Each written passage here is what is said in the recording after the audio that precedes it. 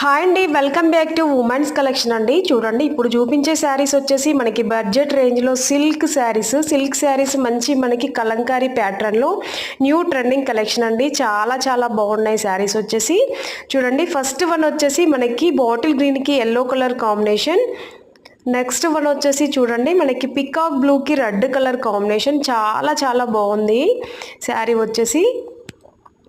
Next వచ్చేసి మనకి same parrot గ్రీన్కి పింక్ కాంబినేషన్.